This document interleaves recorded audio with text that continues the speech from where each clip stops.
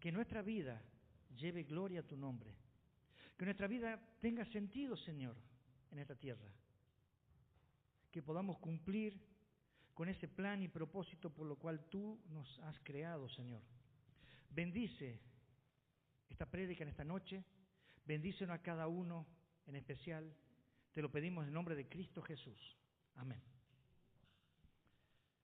Muy bien. Una niña veía a su mamá preparar pan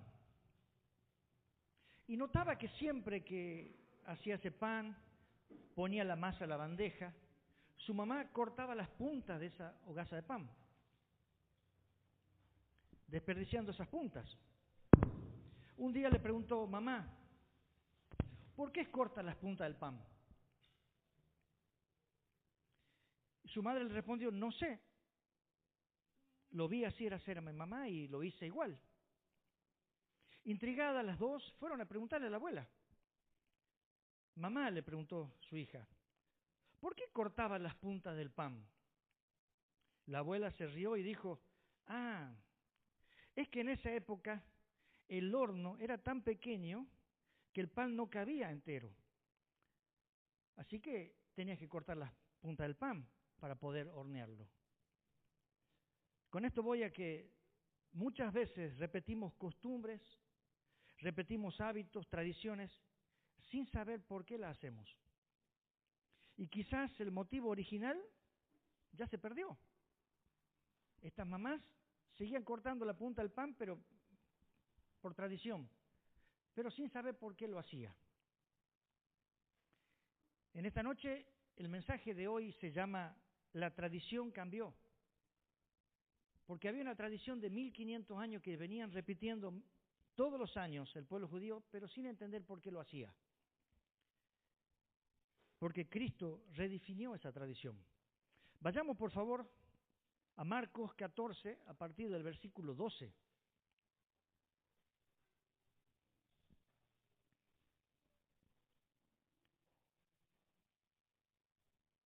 Marcos 14, 12 dice así: el primer día de la fiesta de los panes sin levadura, cuando sacrificaban el cordero de la Pascua, sus discípulos le dijeron: ¿dónde quieres que vayamos a preparar para que coma la Pascua? Y envió a 2 de sus discípulos y le dijo: id a la ciudad y os saldrá al encuentro un hombre que lleva un cántaro de agua, seguidle. Y donde entrare, decid al señor de la casa: el maestro dice, ¿dónde está el aposento donde he de comer la Pascua con mis discípulos? Y él os mostrará un gran aposento alto ya dispuesto, preparad para nosotros allí. Fueron pues sus discípulos y entraron a la ciudad y hallaron como les había dicho y prepararon la Pascua. Y cuando llegó la noche vino a él con los 12. Y cuando se sentaron a la mesa mientras comían, dijo Jesús: de cierto os digo que uno de vosotros que come conmigo me va a entregar. Entonces ellos comenzaron a entristecerse y a decir uno por uno: ¿seré yo? Y el otro: ¿seré yo? Él respondiendo le dijo: es uno de los 12, el que moja conmigo en el plato. A la verdad el Hijo del Hombre va, según está escrito de él, mas ay de aquel hombre por quien el Hijo del Hombre es entregado. Bueno le fuera a ese hombre no haber nacido. Y mientras comían, Jesús tomó pan y bendijo, y lo partió y le dio diciendo: tomad, este es mi cuerpo. Y tomando la copa, habiendo dado gracias, les dio y bebieron de ella todos. Y les dijo: esta es mi sangre del nuevo pacto, que por muchos es derramada. Versículo 25. De cierto os digo que no beberé más del fruto de la vid hasta aquel día en el que lo beba nuevo en el reino de Dios. Hasta aquí nomás la palabra. Y el primero de mis 3 encabezados es seguir la tradición. Acá lo que estaban haciendo el pueblo de Israel estaba siguiendo de una tradición de hace 1500 años. Una tradición que arrancó allá en Egipto. ¿Se acuerdan aquel momento de que celebraban la Pascua en Egipto? donde estaban cautivos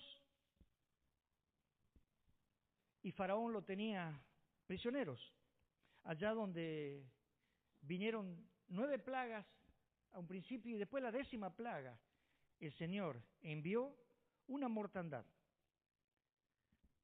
Dio muerte a cada primogénito de cada hogar que no tenía esa señal puesta en los marcos de la puerta.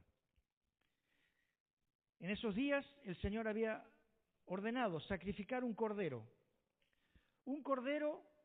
de 3 años, sin defecto, y que fuese sacrificado, y esa sangre, ese cordero que debían pintar tanto los postes como los dinteles de la puerta.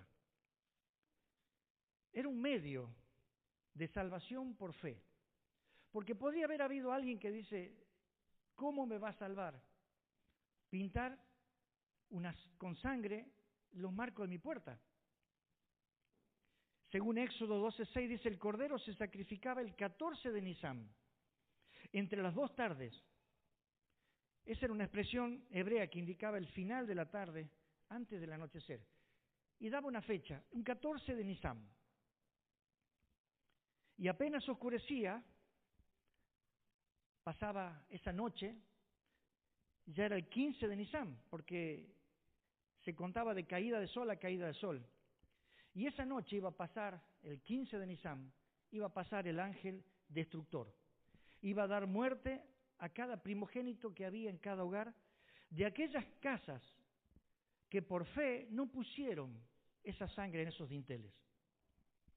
La palabra Pascua significa pasar por alto, pasar por encima. La muerte pasó, no llegó allí. Aquella Pascua era un símbolo, era simbólico, que apuntaba a una verdadera Pascua, que sabemos y entendemos hoy que la Pascua es Cristo. El versículo 12, hay una palabra que quiero rescatar que dice cuando se sacrificaba. Ese día que se sacrificaban los corderos, la ciudad de Jerusalén estaba llena, repleta. Muchas personas venían de quizás del interior, de otros lugares, a celebrar la Pascua. Así que había corderos por todos lados, estaban llenos los lugares que los vendían, donde se vendían hierbas amargas, porque todo judío quería celebrar esa Pascua. Era una fiesta religiosa. Y entendemos que el Señor Jesús está por celebrar la Pascua en ese lugar. Y también sabemos de que tenía precio la cabeza de Jesús. O sea que, como dice el versículo 14:1 de Marcos, buscaban los principales sacerdotes y los escribas cómo prenderle por engaño y matarle. Estaban al acecho de Jesús. Y en ese momento Jesús dice, vamos a celebrar la Pascua. Como todos los años lo venían haciendo. Y yo quiero celebrarla con mis discípulos. 13 hombres reunidos en un lugar. Un inconveniente, podemos decir. No había muchos lugares. Pero según Lucas 22:8 dice que el Señor Jesús envió a Pedro y a Juan a preparar la Pascua. Ellos se encontraban ahí cerca, a 5 kilómetros, en Betania. Y de ahí debían los discípulos, Pedro y Juan, 5 kilómetros posteriores, ir a Jerusalén y preparar y comprar todo para que esa noche puedan celebrarlo. Pero le da una instrucción el Señor. ¿Cuáles eran las instrucciones? Cuando ustedes vean a un hombre en medio de toda esa multitud de hombres y personas y mujeres y niños con un cántaro, síganlo y él va a llevarlo al lugar que vamos a celebrar la Pascua. Podríamos decir, cuán poca evidencia me da el Señor para encontrar el lugar. ¿Cómo distinguir eso? Bueno, había una costumbre de que las mujeres eran las que llevaban los cántaros en el hombro o en la cabeza, y no así los hombres.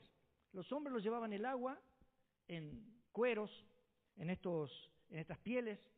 Así que ver a un hombre llevando un cántaro ya era una señal distinta. La pregunta que me surgía es, ¿por qué el Señor no les dio una dirección directamente? Le dijo, bueno, en la calle 8 y 17 vamos a celebrar la Pascua. reúnanse ahí. Y le dio una indicación, algo que sin celular, ¿cómo hacía para saber a qué hora iba a estar ese hombre con el cántaro y en ese lugar?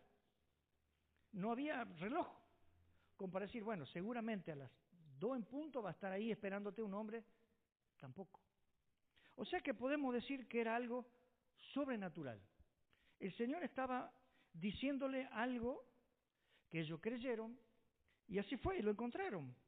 Pero algo que no tenía conexión. ¿Cómo iban a encontrar Pedro y Juan ese lugar? ¿Pero por qué hizo esto el Señor?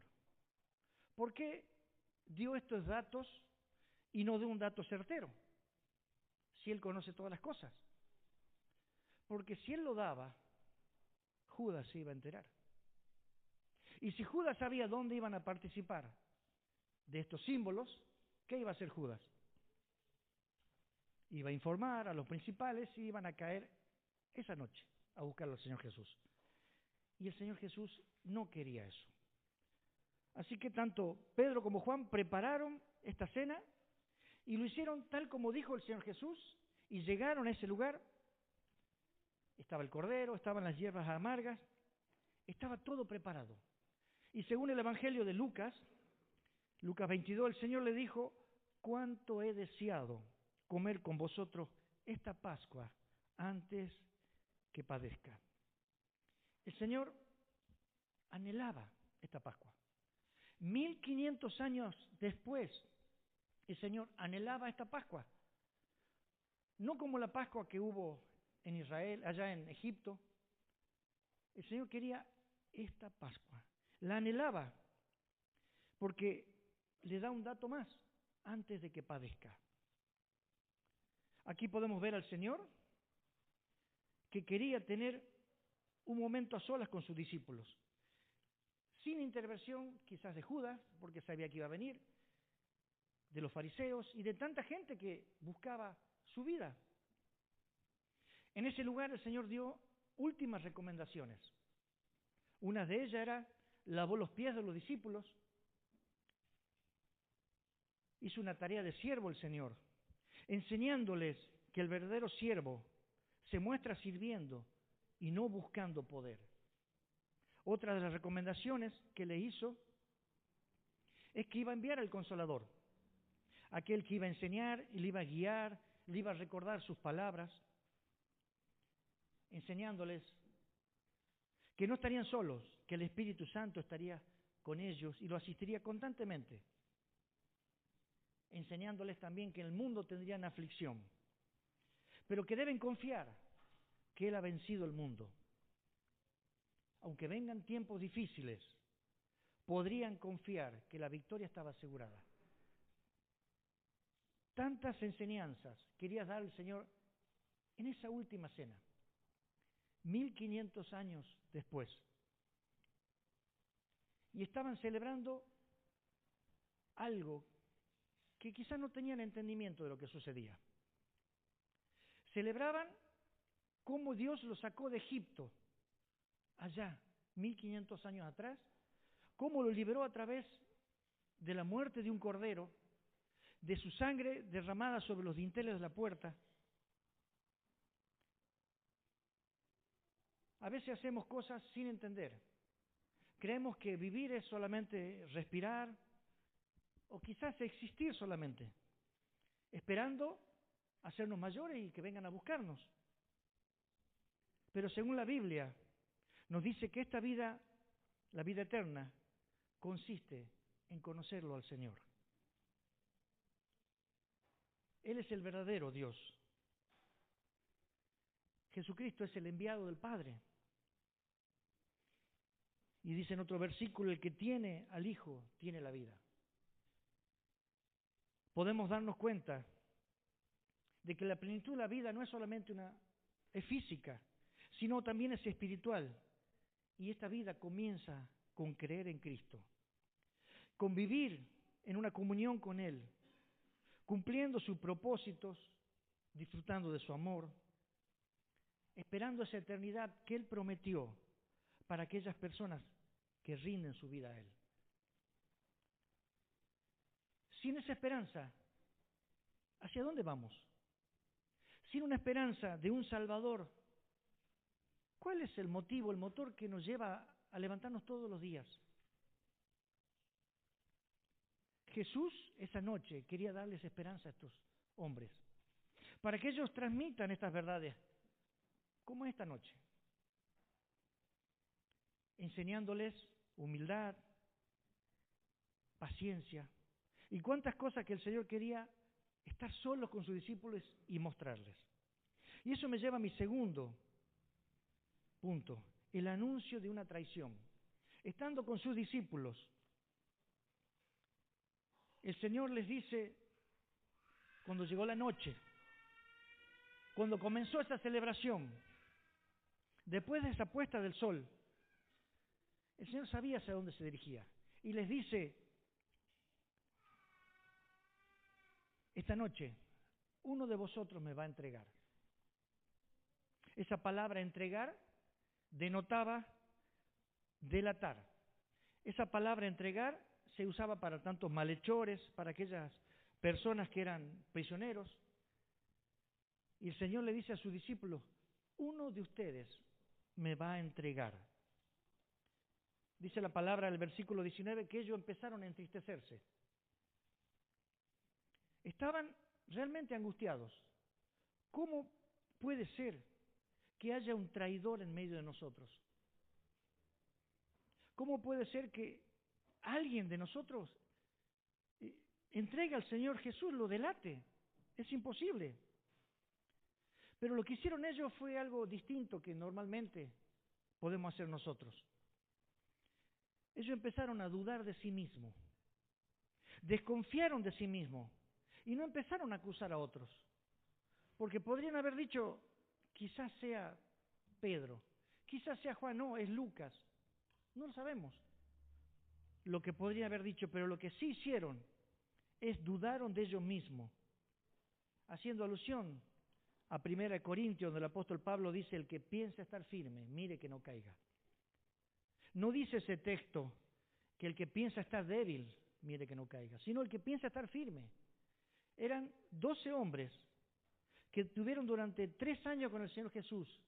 Podríamos decir, estaban muy firmes. Y ellos mismos empezaron a dudar de sí mismos. ¿Seré yo, Señor? ¿Seré yo, Señor?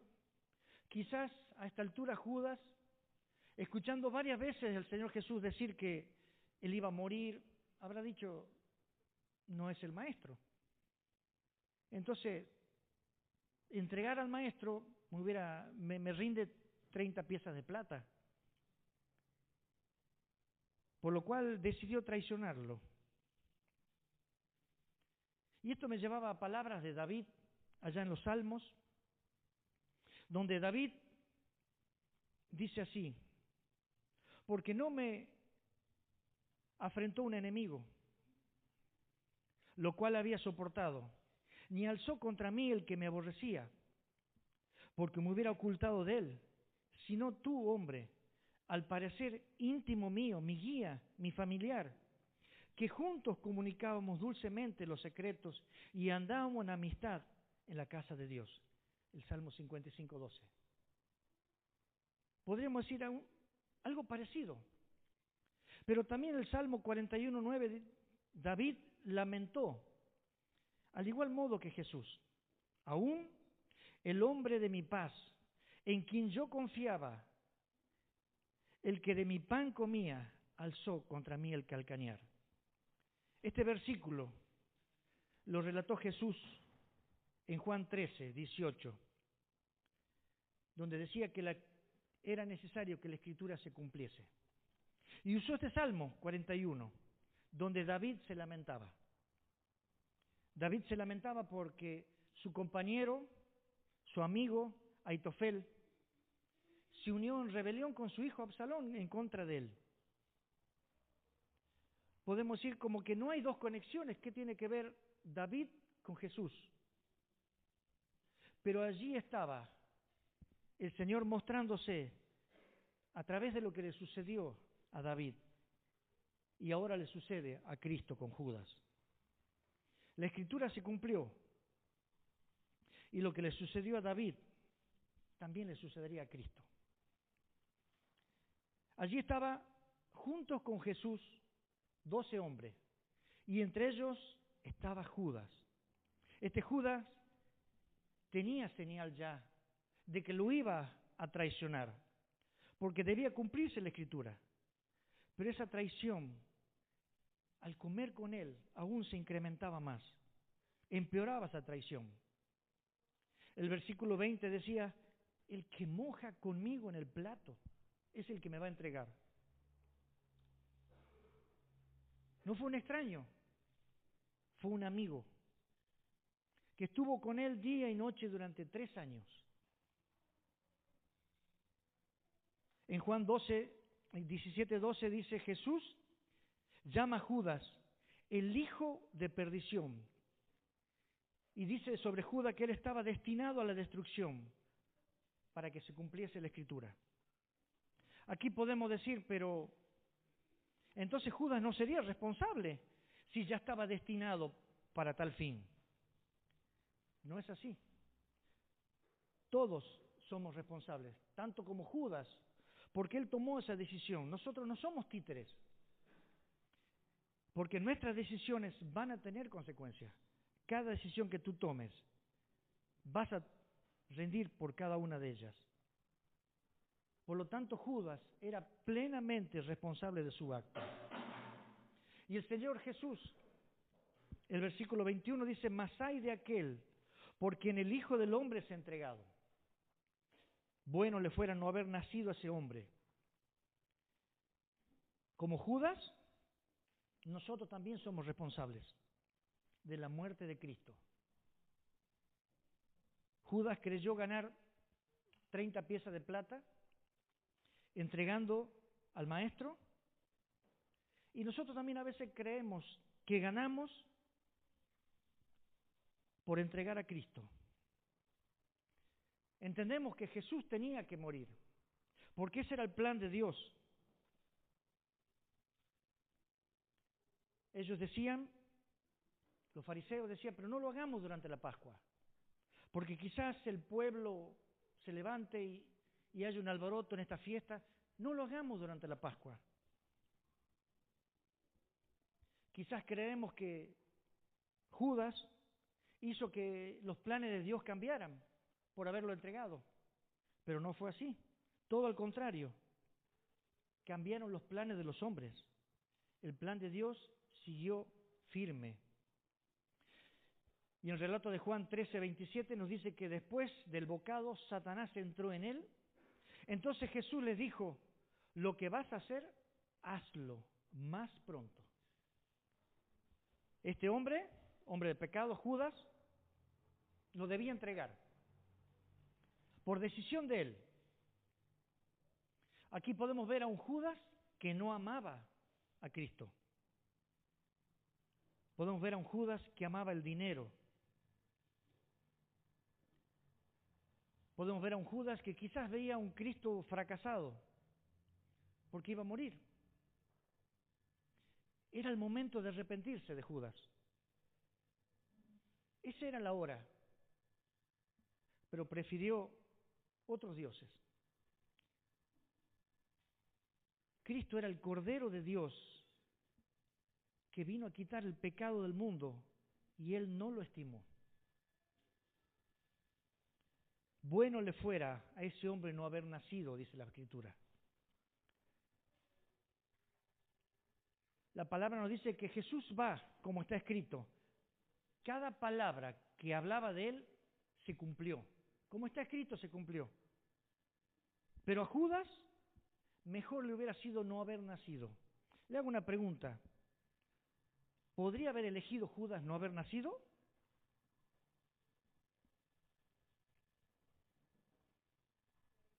No, no podía elegir. Al igual que nosotros tampoco podemos elegir no haber nacido. Ha nacido.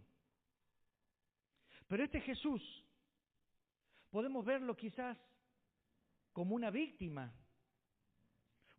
indefensa, pero no fue así. No es una víctima, al contrario, es un hijo obediente que cumplió a la perfección la palabra que hablaba de él. Este Judas va a ir al infierno porque no se arrepintió. Tuvo la oportunidad y no lo hizo. Y así como Judas no pudo elegir no nacer, sí pudo elegir cómo morir y tampoco lo hizo. Como nosotros, hemos nacido porque fue el plan de Dios que viniésemos a este mundo. Pero podemos elegir dónde pasar la eternidad. Judas eligió porque no se arrepintió. Eligió pasar la eternidad en el infierno, un lugar preparado para Satanás y sus ángeles, dice la palabra. Pero también hay un lugar preparado para aquellas personas que rinden su vida a Cristo, aquellas personas que creen en ese sacrificio que hizo Cristo en la cruz. Hebreos 9:27 dice, de la manera que está establecido para que los hombres mueran una sola vez y después de esto el juicio. Ya está establecido. Los hombres van a morir una sola vez. El que nació va a morir una sola vez y luego vendrá el juicio. Y eso me viene a una pregunta. ¿Cuál es el final de la vida? El final de esta vida va a ser un juicio. Cuando tú termines tu vida, va a haber un juicio donde se te va a pedir cuenta. Y allí va a haber a un abogado. Yo les recomiendo, busque un abogado, pero no a esta tierra, por supuesto. Busque un abogado para que en aquel lugar lo defienda. 1 Juan 2:1 dice, hijitos míos, estas cosas os he escrito para que no pequéis. Y escuche bien, y si alguno hubiere pecado, abogado tenemos para con el Padre, a Jesucristo el justo. ¡Qué bendición! Hay un abogado. Que este abogado proveyó la salida. Creer en Él. Jesucristo es nuestro abogado. Y escuche más. ¿Y sabe quién es su Padre? El juez de ese juicio. ¿Cómo perder un juicio así? Con tal abogado, con tal juez. Busque un abogado. Jesucristo es. Juan 13:30 dice, cuando hubo tomado este bocado de pan que mojó en ese tazón, salió de ese lugar a entregar a Jesús. Judas se fue. Y por 30 piezas de plata entregó a Jesús. Pero ¿qué sucedió allí a partir del momento que se fue Judas? El Señor instituyó los símbolos. Ya había 11 hombres y Jesús. Quedaron solamente los 11 fieles. Y aquí va a suceder algo que estuvo esperado por 1500 años. Jesús transformó la Pascua en la cena del Señor. Todos los símbolos de aquel Antiguo Testamento, de aquellos pactos que se hicieron, todos señalaban y apuntaban a Cristo. Y en su muerte, en la muerte de Cristo, fueron cumplidos y reemplazados a la perfección. Y eso me lleva a mi tercer y último punto, la verdadera Pascua. La palabra nos dice que el versículo 21, mientras comían, en medio de esa cena, en medio de ese momento en que estaban disfrutando, pasando con sus amigos, allí estaba el único y verdadero Cordero. Allí estaba Cristo, el cual tomó un poco de pan y redefinió la Pascua. Sacando el Cordero a un costado, dijo, este es mi cuerpo. Y les dio a su discípulo un pan sin levadura, un pan que simbolizaba limpio de pecados, limpio de levadura. De una sola hogaza simbolizaba la unidad. El relato de Juan 6:51 dice, yo soy el pan vivo que descendí del cielo. Si alguno comiere de este pan, vivirá. Jesús estaba diciendo, yo soy ese Cordero que fue hace 1500 años proclamado y que hoy estoy redefiniendo esta Pascua. Este partimiento de pan simboliza mi muerte, aunque aún estaba presente delante de ellos, aunque ningún hueso suyo fue quebrantado a posterior. Ese pan representaba el cuerpo de Cristo. Y no estamos hablando de una transustanciación como quizá la Iglesia Católica lo presenta, que el pan se convirtió en carne y el vino se convirtió en sangre. No, no, no. Es una representación que hacemos nosotros cada vez que nos juntamos, cada vez primero domingo de mes. A través de estos símbolos celebramos y conmemoramos la Pascua, la Cena del Señor. Ya no era en memoria del Éxodo, ahora en memoria de Cristo. Ya no un cordero de 3 años, un cordero pequeño, no, ahora el único cordero que quita el pecado del mundo para siempre. No aquel cordero que quizás lo libraba de Egipto temporalmente, sino uno que nos libra del pecado eternamente. Y dice que a posterior tomó la copa de vino y dijo, esta es mi sangre. Hizo un pacto. Y hay 2 tipos de pacto. Hay un pacto unilateral y un pacto bilateral. Un matrimonio, por ejemplo, es un pacto bilateral, donde 2 partes se comprometen a amarse, cuidarse, respetarse. Es un matrimonio.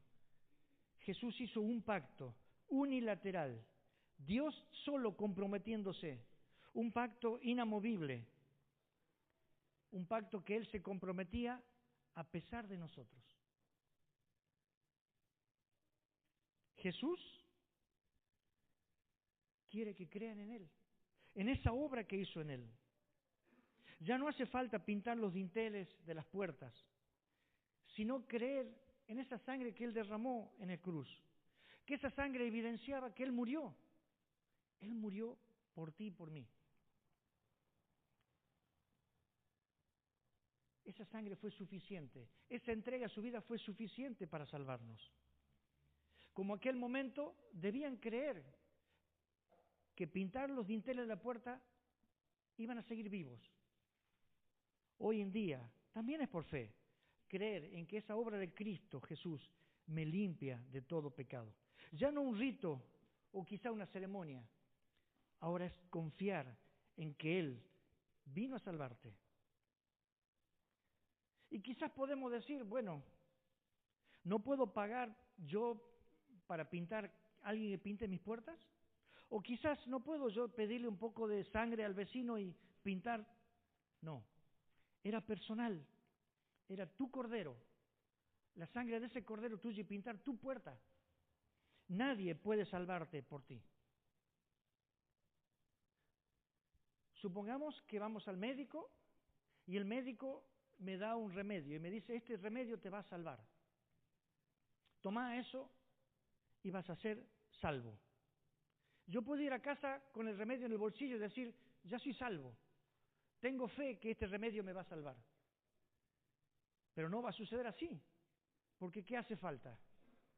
Que lo tome, que tome ese remedio. De la misma manera, yo puedo decir, tengo fe en Cristo, pero si realmente no come su carne, como dice, y bebe su sangre, esa persona no tiene vida eterna. Juan 6:54. Porque yo les resultaré en el día postrero. Es apoderarse de Cristo con todo el corazón, descansar que Él tiene todo el control, que esa obra que hizo en la cruz la hizo por ti, para que tú no mueras. Un justo vivió para que un injusto tenga vida eterna. Y ese justo murió para que tú no mueras en el infierno. Comer su carne y beber su vino es lo mismo que ir a Cristo en arrepentimiento y fe. Come a Cristo, bebe su sangre, arrepiente de tus pecados, cree en la obra que Él hizo por ti. Estaba Jesús muy cercano a sus discípulos en una fiesta religiosa y dice, de cierto os digo, que no beberé más del fruto de la vid hasta aquel día en que beba de nuevo en el reino de Dios. Termina esta historia real, diciendo, hay una promesa para ustedes. Aquellos que depositan su fe en mí van a vivir con expectación, porque un día yo lo voy a resucitar y yo voy a compartir con ustedes esa última copa.